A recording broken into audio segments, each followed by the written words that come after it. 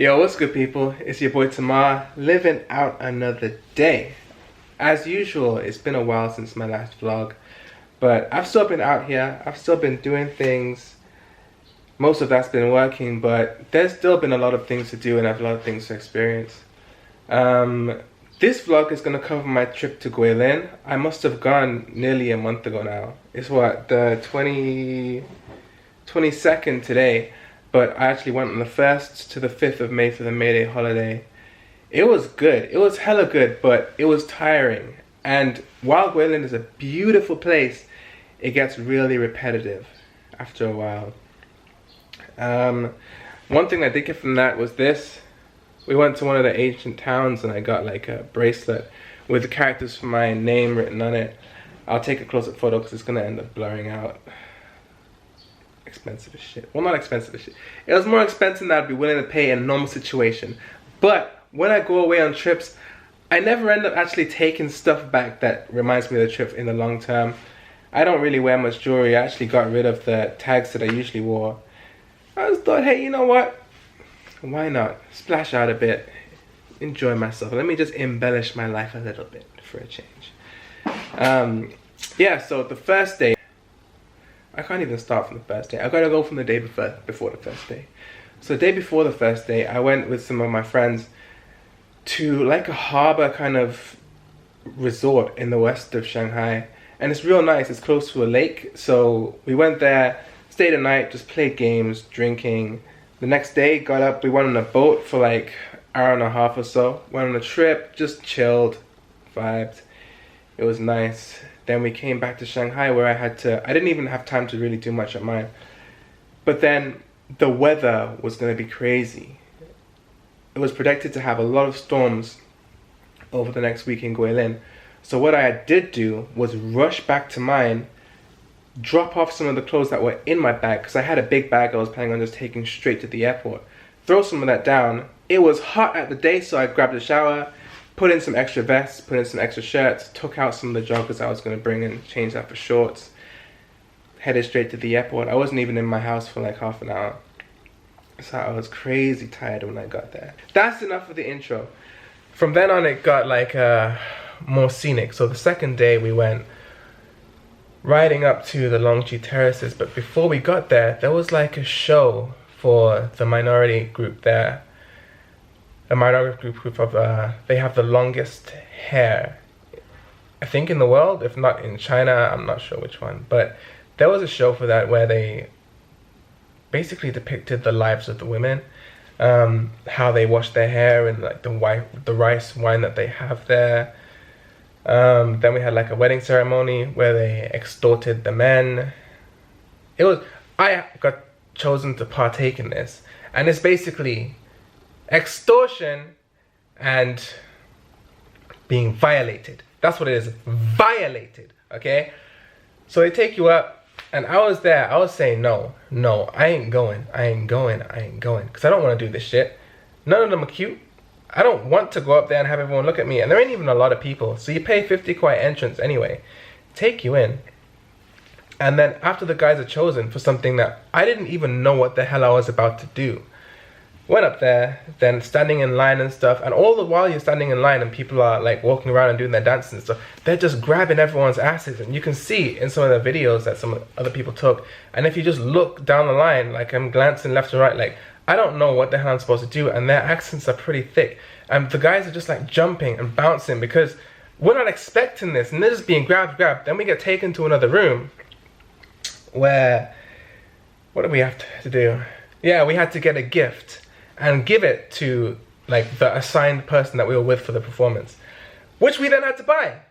So imagine they're like, oh, you have to pay 50 kwai for this bracelet, which you then have to give them. So we are paying to buy a bracelet from them to give to them.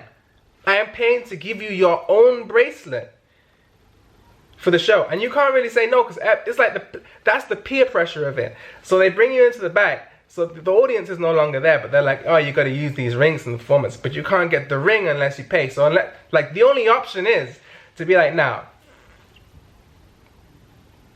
I told my mom I wouldn't curse so much. The only other option is just be like, nah, dead this. I'm gonna walk out. across the whole audience, boop, and sit myself back in my seat in front of everyone. Or you just pay the 50 kwai and get the bracelet. I took the wuss's route. I paid the 50 kwai. I don't care. Did it. And it just wasn't fun.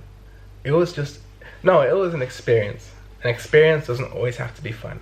And the experience made it more memorable. So fair enough. It was interesting to say the least. So then we went up to the terraces. The terraces had a beautiful view, but it was raining a lot.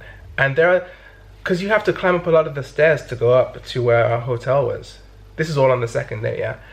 And to get up there, as you're going up the stairs, people have more luggage than they care to actually be able to bring up.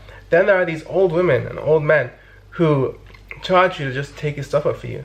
And I was like, there ain't no way that I'm gonna give someone else the satisfaction of taking my own stuff. I'm gonna take my own stuff because it's mine. I can carry my baggage all the way up this hill.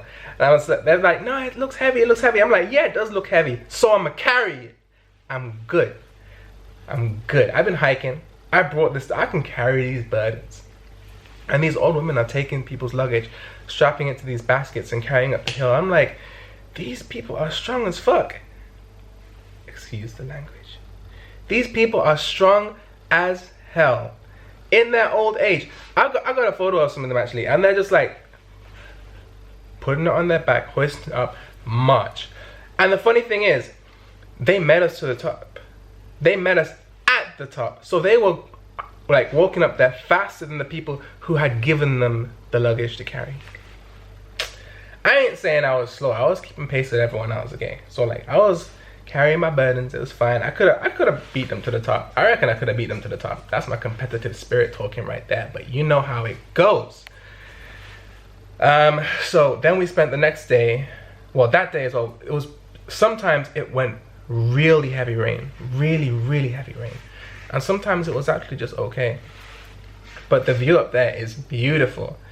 It wasn't the height of the rainy season. Once it really rains super hard and gets wet up there, then there are like these grooves in the hills where the terraces for the rice fields are, and they should all fill up with water when it gets to the rainy season. So when that happens, you can see that the sun and the sky will reflect off of these pools, and I can only imagine it would look so great. But still, the view up there was really good. It was really good. And it wasn't a difficult hike like when we went to the Yellow Mountains or when I went to the Hidden Village before that. Guilin has loads of mini mountains that, like, the view is nice everywhere.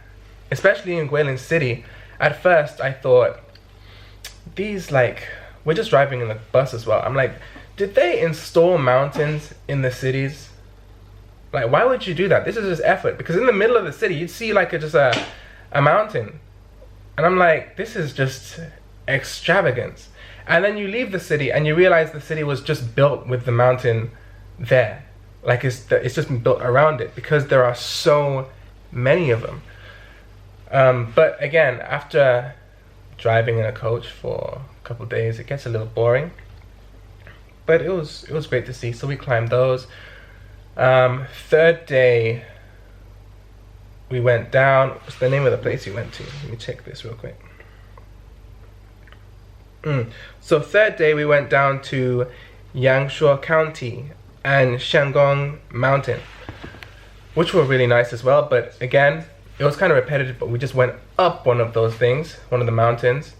And then we went on a cycling trip, which again was really nice, apart from there being so much traffic because it was the May Day holiday. So our tour guide gave us the suggestion of going down one of the side paths, thinking that because it's a side path and it would lead us closer to one of the rivers, it would be a lot more clear and we could enjoy it more. No, the traffic jam was crazy. So in the end, we went like halfway down the path, decided that if we went all the way to the end, it would take us too long to get back. So we just turned around in the middle of the traffic, went back the way we came, and back to the bus. Then we went to our hotel where we settled in for the night. But then on that third day, we went to the West Street, which it was busy as hell. So we only stayed there for a little while that night because it was getting pretty late. but still, it was good. Fourth day, are we on the fourth day? Yeah, fourth day. Let me check the name of these places. Again, fourth day, we went to the River Lee for a cruise. And we were supposed to also do bamboo rafting on that day. However, the weather was once again too bad. So instead of risking falling off into these, into the water, we just called it quits and didn't bother doing it. And instead we went to the Silver Cave, which was really nice. And it was really lit up and bright and colorful because of all the fake lights. And I think my pessimism started kicking in at that point. We were going through all these caves in the class, and I was just like, oh look, it looks nice. All the blue, the green, the pink, the yellow lighting everything up. But this is like a children's show. All these lights are kind of like just there. They're just lights for no real reason. It's not like a cave would normally have lights. There's nothing really great in this cave.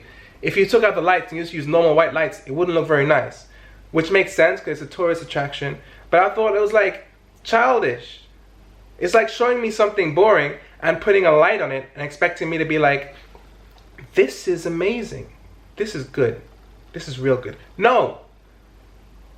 Well, that's a lie. It was still kind of nice. But I would have appreciated more if there wasn't the lights. That's just my boring ass pessimism talking. I know this. But this is my diary, so it's fine.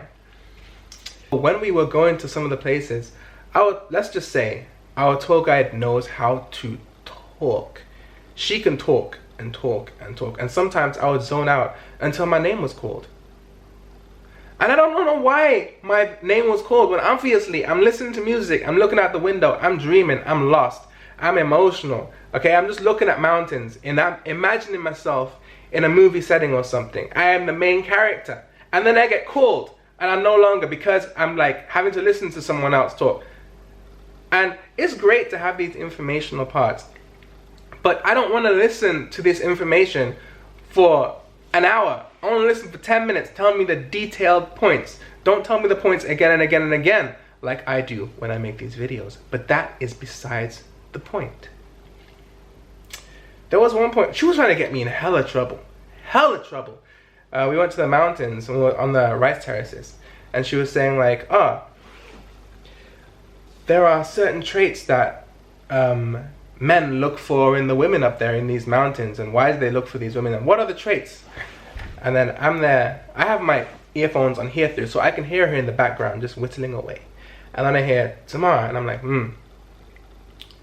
yeah, And she's like, yeah, so what are the traits people look for in the women up on the rice fields? And I'm like, I don't know what you want. Like, am I supposed to say they're supposed to be strong? I'm like, that makes sense. Strong? No, what else is it? What do guys like in women? And bear in mind, there is me and one other guy that's really on this trip, okay? And the rest are all girls. I am not about to say nothing that's about to get me in trouble for no reason. So I'm juggling around and I'm like, I don't know, personality, like, and I know she knows the answer because she's one of those women that's just like, what do guys want? Yeah, what do they want? Like, what do they look? And she's got the smile on as well. What do guys look for in women? Yeah, just think. There's two big, one small. And I'm like, two big, one small. What do you want me to say? And I can feel people looking at me. And I'm like, don't ask me these questions in 2021, okay? Ask me these questions 20 years ago. Even if I have my own preference, this is my preference. I'm not gonna shout out to the streets like, oh, they should have this. It's none of my business what a woman should have, and it's none of my business what people look for in a person. Okay, don't ask me these questions. And then she's like, oh, they're supposed to have, what is it? Big breasts. And I'm like, oh, okay. Yeah. Oh, big ass. And I'm like, okay. Cool. And she's like, big feet. And I'm like, now you lost me. That's what, and everyone else was on there was kind of just like, wait, why are they supposed to have big feet? And I was like, okay. I mean, if someone's into that, that's fine. But why are you assuming I'm into this kind of thing? This big feet thing. I was like, I mean, it's okay. It's not something I look for, but it's okay. It's just okay. And she's like, oh, because they're supposed to be able to walk around and on the terraces without falling. And I was like, okay, fair enough. And then she's like, what else is it supposed to have? Something else that's big. And I'm like, so she's covered ass. She's covered breasts. What else is supposed to be big? And she's covered feet. And I'm like, oh, because they're supposed to be working on the rice fields, maybe she's saying hands, because I wouldn't have expected feet. Maybe hands goes with it. But then if there's a woman that looks like, well, big hands, big feet, big breasts, big ass, then it'll be something along the lines of a hobbit or a dwarf. Am I wrong? I mean, Frodo had them kind of feet. That makes sense because he's a hobbit. He lives in them fields and whatnot. This is 18 minutes long. Jesus Christ, I might cut this in half. But anyway, the story must go on. So, I'm kind of like, okay, fair enough. Big hands. She's like, nah. I'm like, alright, you got me. I don't know, what is it? Big voice. She's supposed to have a big voice. I'm like, voices ain't big. Voices are loud. But this is probably just a lost in translation moment. And that's just one of the times when she's trying to get me in trouble. She'd be like, Tamara, you single? What are you da-da-da-da-da? And I'm just like, please leave me alone. Let me look out the window in peace. I am busy. I'm busy being alone in peace. Okay? One thing I've actually liked about these trips is sometimes when I'm in people's presence, I feel the need to speak and the need to take part in like things that are going on. Like, it's always, sometimes it can feel awkward. It's just my opinion. It can feel kind of awkward to sit in company, but just be by yourself. And feel okay with being by yourself.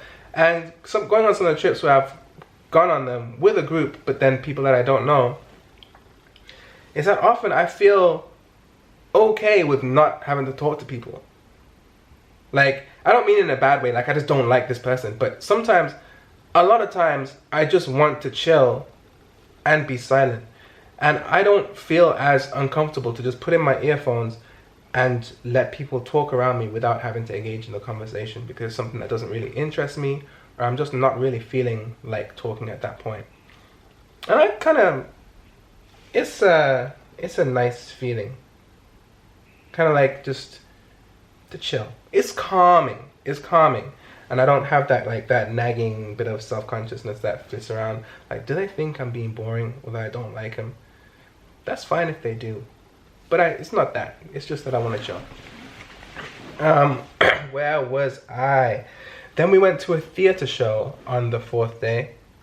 And that was really nice.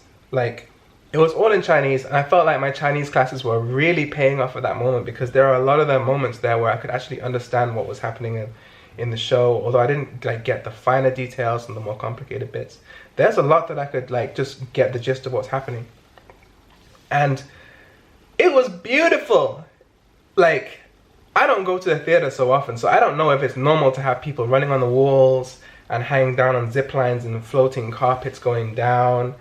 But the screens were so cool. The dances were amazing. They had loads of waterworks. Like, the costumes were really well thought out. Like the narrative was about Guilin and how they use a lot of rice and rice noodles. So rice noodles are a really traditional food over there. It's really local, and it's about again, this is a lot of the stuff that I didn't quite understand, but it was about the local food and how it related to growing up and how they felt about it and how important it was to them.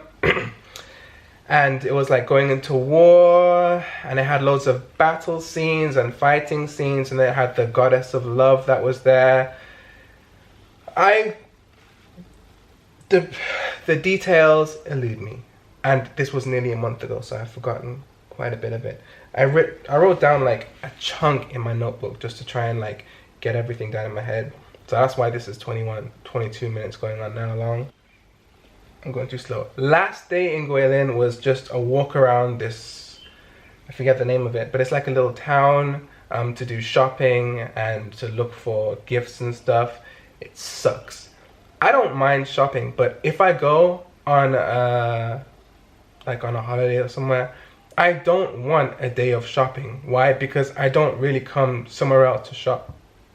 Especially in the tourism towns, it gets to a point where you'll realize a lot of the things they sell and a lot of the things that are on offer, the foods and stuff, are the same unless you go to somewhere drastically different. And I'm going to places around China that will sell a similar thing to the others. So I wasn't so happy with the last day. It was just chilled. Our flight, bear in mind, was at 10. Oh, this is another part. Our flight back to Shanghai was at 10, half 10 at night. So we got to the airport at around 6, 7, and we were there all the way till 10, waiting for the flight. Then the flight was delayed. We left at 12:30 at night. And this meant, I don't know if this will last time for 25 minutes. This meant that I got home 4 in the morning. Oh, can you see it? I see nothing but your shoulder. What are you doing? I start moving. You can kind of see. Feels nice as hell. How's your experience with the airline? I'm not happy Why? Why are you hiding your face? because I'm not ready to show how surprised I am on camera. Alright, so we're delayed. It doesn't say how long we're delayed by, but we're delayed. Diana asked, apparently it might be until around 12, so I might not sleep before work. But it's okay. I have a massaging chair. I have my earphones. I have a battery pack. We're good. I'm good. I'm good.